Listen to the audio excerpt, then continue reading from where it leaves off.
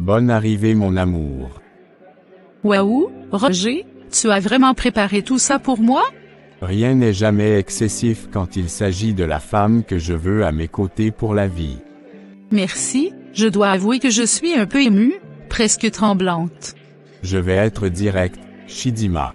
Depuis toujours, je prie pour une femme comme toi. Une femme belle, ancrée dans la foi, intelligente.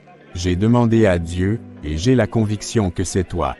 Chidima, accepterais-tu de devenir mon épouse et de bâtir avec moi une œuvre qui touchera bien au-delà de nous? J'aimerais que tu sois la mère de mes enfants, celle qui m'inspire chaque jour. Roger, tu es un homme de valeur. Tu m'as toujours entouré d'attention et d'affection. J'ai envie de croire que notre rencontre est voulue par Dieu. Alors, est-ce un oui? Malgré les nombreux conseils et les mises en garde venant de toutes parts, Chidima choisit finalement d'accepter la demande en mariage de Roger. Car l'amour, lorsqu'il avance sans être éclairé par la sagesse, peut facilement se transformer en un piège silencieux, séduisant, réconfortant, mais jamais vraiment inoffensif. Quelques mois plus tard, Roger et Chidima s'unirent devant Dieu et les hommes. Leur union fut célébrée et bénie, et aux yeux de tous, ils devinrent officiellement mari et femme. Plus tard. Regarde autour de toi, mon cœur. C'est ici que ta vie va prendre une nouvelle dimension. Où sommes-nous exactement? Pourquoi m'avoir amené ici sans m'expliquer? On est dans un studio, chérie. Détends-toi, je t'avais promis que je ferais de toi une révélation. Le moment est arrivé. Tu es bien trop doué pour rester limité aux murs d'une église. Ta voix mérite d'aller bien au-delà. Le monde doit t'entendre. Mais ce don ne m'a pas été donné pour la reconnaissance du monde. Il m'a été confié pour servir Dieu. Cette idée me met mal à l'aise. L'équipe va s'occuper de toi. Maquillage, tenue, tout est prêt. Ensuite, tu monteras sur scène et tu captiveras la foule. Et qu'est-ce que je suis censé chanter devant tous ces gens? Improvise, séduis-les, on ajustera après. Seigneur, pourquoi me faire une telle surprise, Roger? Parce que ce genre de surprise fera désormais partie de ta vie. Il est temps pour toi de dépasser tes limites, de sortir de ce que tu connais. Mon Dieu, pourquoi me préparez-vous de cette façon? Tout va bien, madame. Vous êtes prête. Il est temps de monter sur scène. Et la veste? Je dois porter une veste par-dessus cette tenue, n'est-ce pas? Non, madame. La tenue est complète ainsi. C'est le concept. Comment ça? Vous voulez que je me présente devant tout ce monde habillé comme ça? C'est hors de question. Madame, tout a été validé. Nous avons l'accord de votre époux. Quoi? Où est mon mari? J'ai besoin de lui parler, maintenant. Je vais tenter de l'appeler, madame, mais il ne vous reste presque plus de temps avant votre passage. Ce n'est pas possible, ce n'est pas réel. Quelques heures après. Je suis tellement heureux, on a réussi. Tu as vu l'accueil du public. Ils étaient en feu pour toi. Tu as été incroyable ce soir. Non, Roger, ce n'était pas moi. Pourquoi m'avoir imposé ça? Regarde seulement ce que tu m'as fait porter. Mais cette tenue t'allait parfaitement, chérie. Non.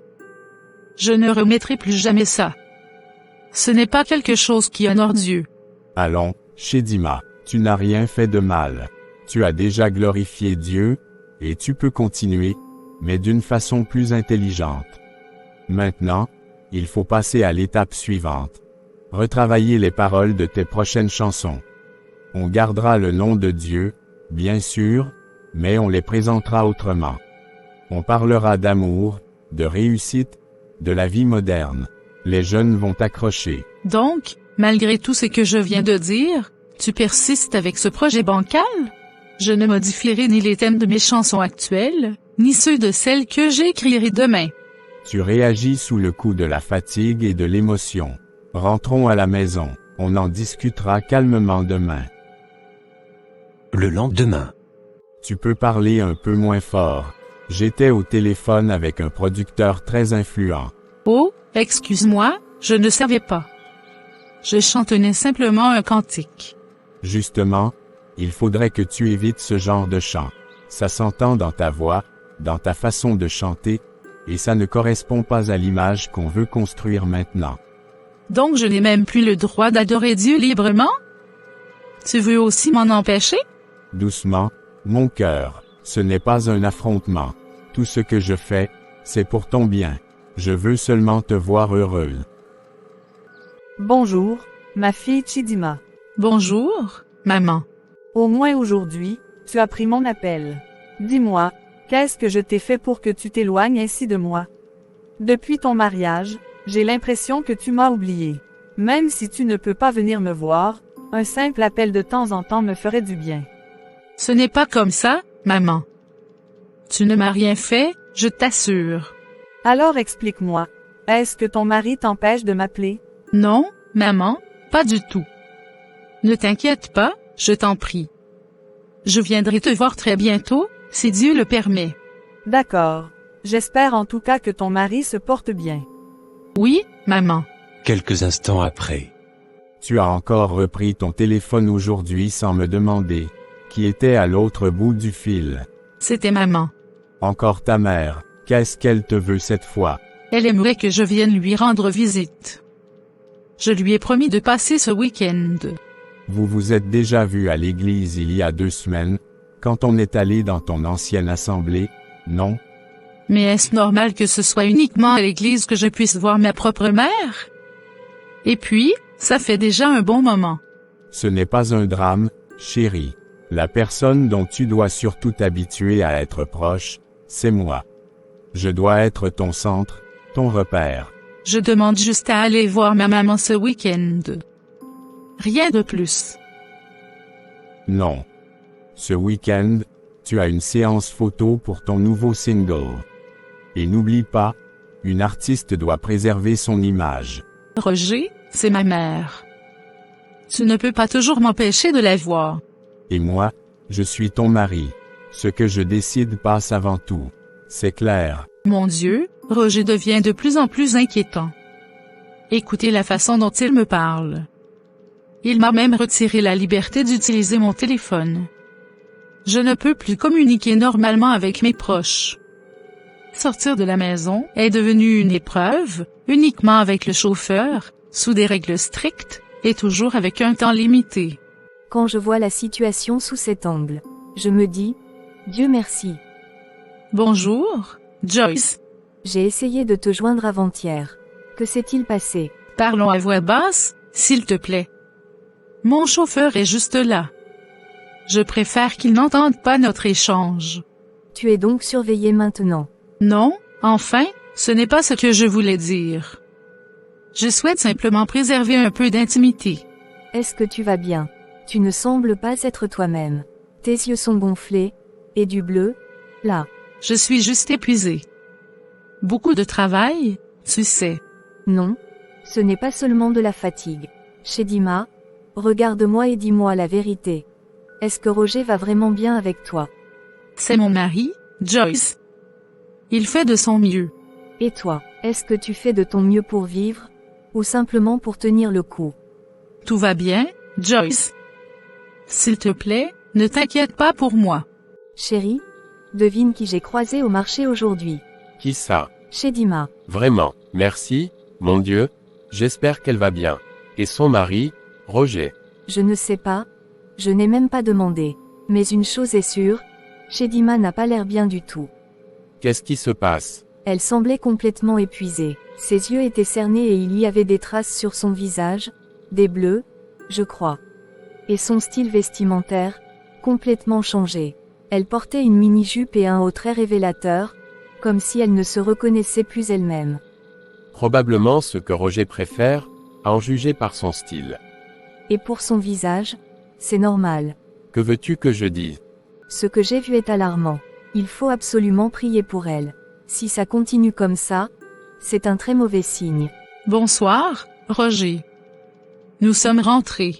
Dis-moi, est-il vrai que tu as parlé avec une femme que tu ne connaissais pas aujourd'hui au supermarché? Je n'ai parlé à aucune inconnue. Ne me mens pas, dis la vérité. C'était Joyce. J'ai échangé quelques mots avec elle, pas avec une étrangère. C'est donc cette réponse que tu oses me donner. qui t'a autorisé à lui parler? Roger, qu'est-ce qui t'arrive? Suis-je devenu ta propriété? Ton esclave? Tu oses me poser ce genre de questions?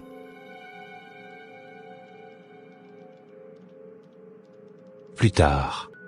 Tu ne devrais même pas hésiter. Universal Sound est prêt à miser sur toi. Tu vois, je te l'avais dit, tu es faite pour être une star. Mais ils exigent que je change de nom, Shidi Star. Et ils veulent que je supprime toute référence à Dieu dans mes chansons. C'est le prix à payer, mon cœur. Trop parler de Dieu fait fuir les sponsors. Il faut savoir être malin, stratégique. Je ne suis pas une artiste de calcul. Je suis une servante. Tu l'étais. Aujourd'hui, tu es une image, une marque. Et cette marque, c'est moi qui l'ai façonnée. Alors signe. Prends ce stylo et finalise ce contrat. Pourquoi me mets-tu autant de pression? J'ai quand même le droit de réfléchir avant de signer. Nous sommes mari et femme. Si je dis oui, alors ton oui doit suivre. Mais, Tu n'as pas le choix. Chedima, le cœur partagé et la main tremblante, finit par apposer sa signature au bas du contrat. À cet instant précis, quelque chose bascula en elle. Elle n'était plus seulement une voix consacrée, mais désormais une artiste parmi tant d'autres, engagée sur le chemin incertain de la célébrité. Seigneur, Seigneur Jésus, est-ce vraiment ma fille? Non, ce n'est pas elle. Ce n'est pas la petite Lima que j'ai élevée dans la crainte de ton nom. Elle ne regarde plus comme avant. Son regard est éteint, son sourire sonne faux. Allô, Chedima, est-ce bien toi que je viens de voir à la télévision, dans ce clip étrange où tu chantes pour le monde? c'est le showbiz, maman. Les choses seront ainsi désormais. J'ai bientôt un concert. Je te rappellerai plus tard. Mon Dieu, que se passe-t-il dans la vie de ma fille? Je ne la reconnais plus. Elle est distante, transformée, presque étrangère. Qu'est-ce qui lui arrive, Seigneur? Toi qui ne dors ni ne sommeilles, je t'en supplie. Ramène ma fille sur le chemin droit. Brise les chaînes invisibles qui l'attachent à ce monde d'ombre. Ravive en elle le feu de ton amour. Redonne de la lumière à ses yeux. Même si elle m'oublie, Seigneur, toi, ne l'oublie pas. Je t'en prie, sauve-la avant qu'il ne soit trop tard. Au nom puissant de Jésus. Amen. Je suis vraiment fier de toi. Merci. J'ai beaucoup aimé la manière dont tu as répondu à ta mère tout à l'heure. Là, je te sens enfin aligné. J'ai parlé avec ma mère aujourd'hui? Oui, tu es sûr que tout va bien. Oui. Tout va bien. J'aime bien tes lunettes noires. Dis-moi, quelle quantité de drogue vous lui avez administrée aujourd'hui? Rien d'inhabituel. La dose standard. On dirait pourtant qu'elle ne la tolère plus aussi bien. Réduisez légèrement. Si on diminue, elle risque d'être moins efficace sur scène. Et ça pourrait nous coûter cher. À vrai dire, on devrait même envisager d'augmenter un peu. Ça la rendrait plus performante, et plus rentable. Ce qui nous intéresse, c'est le profit, non. Exactement. Alors il faut l'utiliser jusqu'au bout pour qu'elle fasse le maximum de bruit. Très bien. Fais ce qui rapportera le plus. Vous avez vu l'équipe qui s'occupe de Shima. Même les paillotes du coin ne savent pas faire ça correctement. Pourtant, il y a quelques mois, elle chantait Tu es son Seigneur avec tout son cœur. Elle est tombée entre les mains de ce rejet-là, un manipulateur du monde. Elle avait même refusé de m'épouser, prétendant préférer rejet-là. Et voilà ce que ça donne. Donc, parce qu'elle a rejeté tes avances, tu lui souhaites du mal? Quel intérêt, cher Mizu, c'était mal, tout simplement. Prions pour elle. Il n'y a rien que Dieu ne puisse restaurer. Amen. Salut, grande sœur Chidimar, tu me manques tellement. Où est passée la femme que je connaissais? Celle qui priait jusqu'à ébranler le ciel, celle qui pleurait pour les âmes perdues. Anaka, je suis simplement épuisée par toutes ces contraintes. J'étouffe. J'ai besoin d'air. J'ai envie de vivre. Tu ne peux pas comprendre. Avec Roger, je me sens enfin vivante. Mais ce n'est pas la vie, Chidi. C'est une illusion. Tu es en train de te perdre. Tu échanges ton âme contre le succès, pour enrichir un homme qui ne voit en toi que ton don, bat ton cœur. Révèle-toi, je t'en supplie. Elle m'a raccroché au nez. Maman Chidima, comment allez-vous? Que le Seigneur vous fortifie. Que puis-je faire pour vous? Pasteur, c'est à propos de Chidima, ma fille. Je ne la reconnais plus. Elle a tellement changé. Hier soir, je l'ai vue dans un clip. Sa tenue, son attitude, elle semblait être quelqu'un d'autre. Ce n'était pas ma fille. Ce n'était pas l'adoratrice que vous avez connue ici. Elle ne me répond presque plus. Elle ne fréquente plus l'église. Elle ne prie plus. Et, d'après ce que j'ai appris, elle ne parle même plus de Dieu. Maman Chidima, je ne veux pas vous bouleverser davantage, mais vous n'êtes pas la seule à m'avoir alerté. Plusieurs frères ont vu cette vidéo. Pour être sincère, cela fait des semaines que je m'interroge en silence. Je sentais qu'elle s'éloignait peu à peu, sans avoir de preuves claires. Pasteur, je vous en supplie, convoquez-la. Parlez-lui. Essayez de la ramener avant qu'il ne soit trop tard. Mon cœur de mère me dit que quelque chose de grave ne va pas, profondément. Quelques jours après. Bonjour, frère Roger. Je m'attendais à vous voir accompagné de votre épouse. Bonjour, pasteur. Normalement, oui. Mais aujourd'hui Duval n'est pas sorti. Oh, je comprends. Elle est enceinte et très fatiguée ces derniers temps. J'ai préféré qu'elle se repose. Félicitations, si c'est bien le cas. Asseyez-vous. Merci pasteur. Cependant, il est important qu'elle soit présente. J'avais plusieurs points à aborder avec vous deux. Certains signaux concernant son ministère, son image publique et sa fréquentation de l'église m'inquiètent. Je comprends, pasteur, mais je vous assure, tout va bien chez nous. Elle se porte bien, elle est simplement très occupée par ses projets musicaux et la grossesse. Vous savez comment ça peut être. Quant à l'église, elle prie à la maison et reste connectée à Dieu, je vous le garantis. Moi-même, je veille sur elle de près. Roger, vous dites que tout va bien, mais pourquoi ce changement de style? Pourquoi cette distance vis-à-vis de l'église? Pourquoi ne pas la laisser parler pour elle-même? Pasteur, vous savez que je suis son mari. Je m'assure que rien ne lui nuise, même sur le plan émotionnel. Cette réunion, je préfère la gérer pour elle. Elle est très sensible en ce moment. Je vous demande simplement de prier pour nous. Tout est sous contrôle. Bien-aimé, chaque fois qu'un homme parle à la place de sa femme, la cache, et contrôle lui-même ses relations avec les autorités spirituelles, c'est un signe d'alerte. Chidima était captive, prisonnière d'une cage dorée dont elle ne percevait même pas les barreaux. Et lui, Annie, par la voix d'un rocher, prétendait rassurer le monde, alors qu'à chaque mot, il détruisait lentement l'appel d'une étoile divine. Pourquoi me sens-je si éloigné de toi, Seigneur? Pourquoi mes mots se brisent-ils quand j'essaie de prier? Je perçois un malaise au fond de mon âme, mais je n'arrive plus à le nommer. À quel moment ai-je perdu ta voix, ta paix, ta lumière? Comment ai-je pu tomber si bas, moi qui élevais ma voix pour ta gloire? Cette vie ne me ressemble plus. Je n'en veux plus. Ô mon Dieu, regarde-moi. Lorsque Dieu retire sa main, ne serait-ce qu'un instant, ce n'est pas toujours pour nous abandonner, mais parfois pour nous permettre de mesurer la profondeur du gouffre dans lequel nous sommes tombés. Ce soir-là, Chidima, suspendue entre clarté et fragilité, commença lentement à ouvrir les yeux. Un réveil timide, douloureux, mais réel. Cependant, autour d'elle, la cage était bien là. Une prison tangible, solidement érigée par celui qu'elle appelait autrefois Marie. Luthard. Bonsoir, mon amour. Roger, j'ai besoin de te parler. Encore, je suis épuisé, Chidima. On verra ça demain. Et puis, pourquoi es-tu habillé comme ça? Je croyais t'avoir interdit cette tenue de village. Enlève ce foulard, va te changer. Et ce boubou aussi. Nos partenaires peuvent arriver d'un moment à l'autre. C'est ainsi que je choisis de m'habiller. Tu ne décides plus pour moi. Je suis enceinte, Roger. J'ai besoin d'être à l'aise. Mon bébé aussi. Tu oses me tenir tête maintenant. Oui. J'en ai assez de ton contrôle. Je ne suis pas un objet que tu déplaces à ta guise. Et j'ai besoin que tu m'expliques quelque chose. M'expliquer quoi encore? Pourquoi je n'ai accès à aucun de mes revenus? Pourquoi tout passe par toi?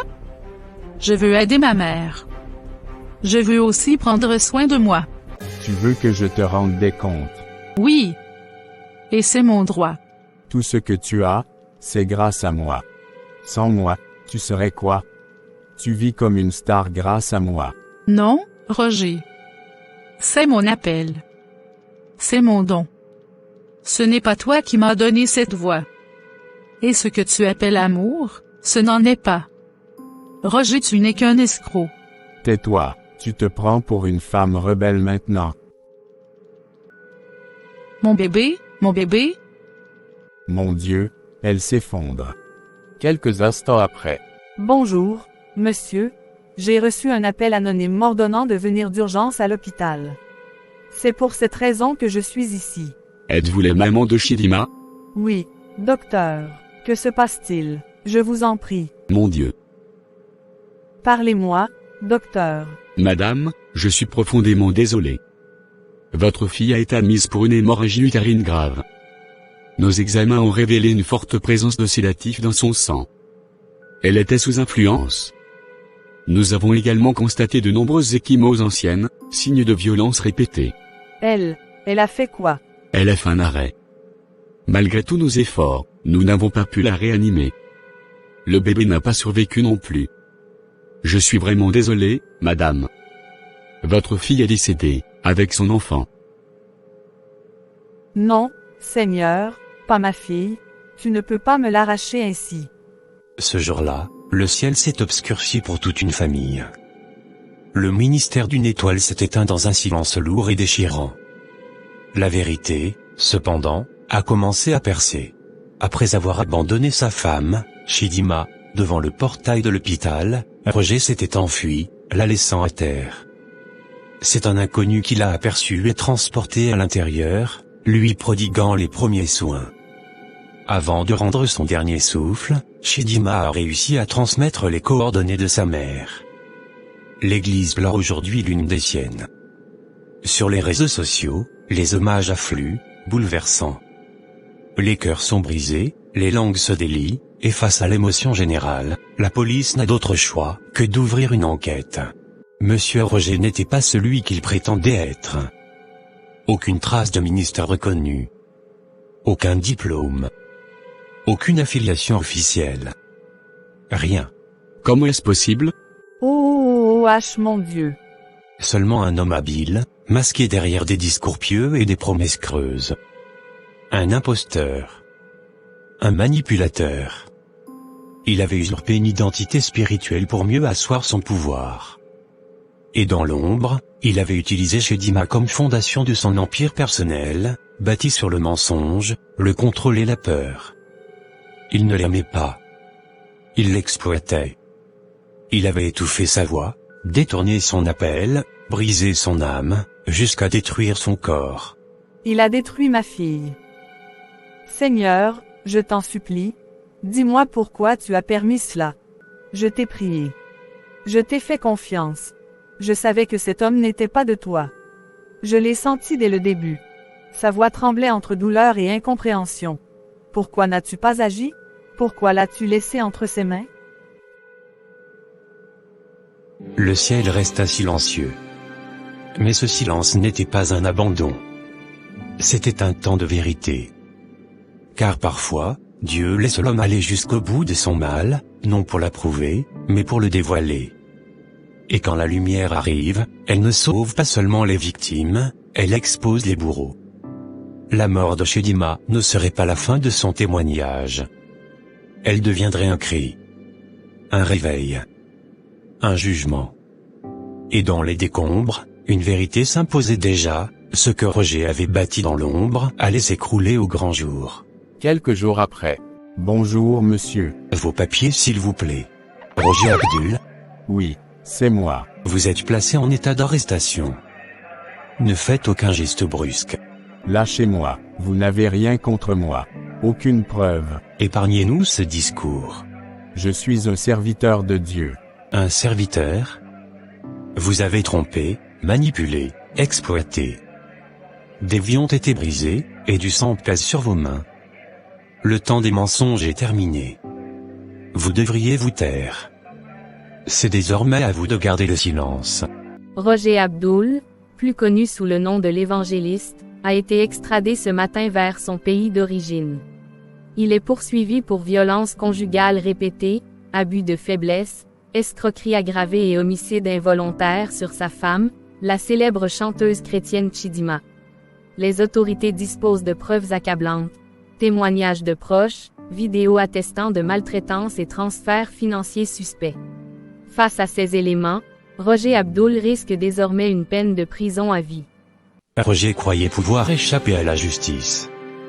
Il pensait que franchir les frontières suffirait à laisser derrière lui les cris de sa victime et les prières de ceux qui avaient été trahis. Mais il ignorait que le bras de Dieu dépasse les murs du silence. La vérité finit toujours par rattraper le mensonge, même si parfois, elle arrive trop tard pour sauver une vie. C'est ainsi que s'est achevée l'histoire de Chidima, une étoile brillante éteinte trop tôt, victime de celui qui confondait le silence de Dieu avec son approbation. Pourtant, aujourd'hui encore, Dieu parle. Il avertit. Il alerte. Écoutons maintenant le pasteur Paul, qui nous explique comment reconnaître les signes que Dieu ne bénit pas une relation. L'histoire de Philémon nous touche profondément, car elle reflète celle de tant d'autres. De jeunes femmes, des hommes, des serviteurs de Dieu, tous, par manque de discernement ou par obstination, se retrouvent piégés dans des relations qui ne sont pas dans le plan divin. Mais Dieu, dans sa miséricorde, nous envoie toujours des signes. Mais bien-aimés, l'amour seul ne suffit pas pour construire une relation selon Dieu. Voici 4 signes spirituels à ne jamais ignorer. Un Dieu te parle à travers tes rêves et la Bible dit dans Job 33, 14. Dieu parle tantôt d'une manière, tantôt d'une autre, et l'on n'y prend point garde. Si dans tes songes tu vois des obstacles, des rejets, des murs ou même la mort autour de cette relation, prends-le au sérieux, Dieu te parle. Point 2. La paix intérieure est essentielle même si tout semble parfait, si la personne est charmante, pieuse ou stable, mais que tu n'as pas la paix, écoute ton cœur. Comme le dit 2 Thessaloniciens 3h16, que le Seigneur de la paix vous donne lui-même la paix, en tout temps, de toute manière. Si tu perds cette paix, c'est un signal. Interroge-toi. Point 3. Une relation ne doit jamais te faire perdre ton identité en Christ. Si tu commences à t'éteindre, à compromettre tes valeurs ou à te perdre, sache que Dieu ne t'unit jamais à quelqu'un pour t'éteindre, mais pour te faire grandir. C'est exactement ce qui est arrivé à Philémon dans cette animation. Point 4. Les doutes persistants sont un avertissement. Une relation remplie de zones d'ombre, de soupçons ou de non-dits n'est pas saine. Point 1. Corinthiens 14h33 nous rappelle, Dieu n'est pas un Dieu de désordre, mais de paix. Si les doutes te hantent constamment, c'est peut-être que Dieu te dit, ce n'est pas ton chemin. Merci, pasteur Paul. Permettez-moi maintenant d'ajouter 2 autres signes à ne jamais négliger. Point 5. L'opposition des proches spirituels. C'est ce que certains peuvent penser, mais c'est un point crucial. Lorsque plusieurs personnes proches de vous, et particulièrement spirituelles, votre mère, votre père, votre pasteur, ou même des amis intimes, s'opposent à votre union, prenez-le au sérieux. Ne les considérez pas comme des ennemis. Dieu peut utiliser ces voies pour vous avertir et protéger votre chemin. Point 6. Le manque de compatibilité spirituelle. Une personne peut être belle, talentueuse, pieuse, mais si elle ne partage pas votre vision spirituelle, votre marche commune deviendra un combat constant. Ne vous mettez jamais sous un joug étranger. Votre unité spirituelle est la clé pour bâtir une relation durable et bénie par Dieu. 2 Corinthiens 6 verset 14. La tragédie de Chidima nous sert d'avertissement, l'amour n'est jamais aveugle. Le véritable amour commence toujours par le discernement. Seigneur, ouvre nos yeux spirituels. Accorde à chacun de tes enfants le discernement pour ne jamais confondre émotion passagère et direction divine. Libère ceux qui sont déjà pris dans de fausses relations et guéris les cœurs brisés. Guide ton peuple vers des unions solides, durables et bénies par le ciel. Au nom puissant de Jésus-Christ, Amen. Si cette animation vous a touché, partagez votre ressenti en commentaire. Avez-vous déjà rencontré l'un de ces signes dans votre vie? Avez-vous un témoignage à raconter? N'oubliez pas de vous abonner et d'activer la cloche pour ne rien manquer. Et surtout, partagez cette vidéo avec quelqu'un qui pourrait en bénéficier. Que Dieu vous garde et vous remplisse ce mois de paix, de lumière et de clarté spirituelle.